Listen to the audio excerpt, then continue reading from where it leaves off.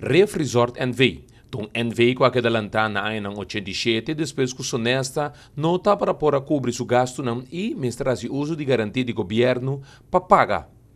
E tempo aí, estava tapapia de mais de 60 milhões de florins. Nossa punta de carta que nós manda na ministro concernido do gabinete Asis, José Jardim, quanto aqui está finalmente de Bukinam sobre o importante sa versus que finalmente está purba bende e edifício aqui, então o resultado work bende é mesmo diretor de Ref Resort em vez de zora para o mesmo grupo compra edifício de hotel Marriott, que inaudito tudo o qual está sucedendo na governação aqui. Parlamentar Gerard Scott sigue terceiro que grupo aqui tem grupo que bet mais bom. Esta é um que o bet estava mais tiki e grupo aqui tem grupo com a gana. Correto, botine bom.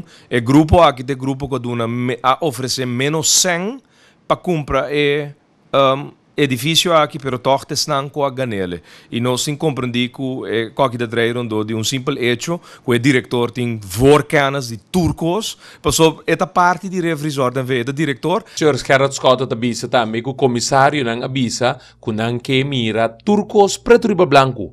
Promete que não dá aprovação para vender edifício de Ref Resort. Que esta maneira que o comissário não sabe que São Robes está tomando lugar, então a pessoa está pedindo por volledige vrijwaring dentro do processo de venda de edifício. Na ano 90, o povo paga uma quantidade de placa para edifício aqui. Pero agora, como este vende edifício para assim recuperar algo de placa que o povo paga, toch essa aqui não está tomando lugar. Nós compreendemos que o grupo lo oferece, se não está 13 a 14 milhões de dólares, então não tem um cobet menos para compra de edifício, pero toch, sin embargo, estão com a ordo aprovado o governo em reunião de Conselho de Ministros dia 5 de agosto para não ter grupo que está compra. Edifício que o Ref Resort que vende é edifício que o atual Marriott Hotel está dentro. Edifício que está queda na Piscadeira. Camarógrafo Injumar Scope. A informavo para Telenotícia Obrianga.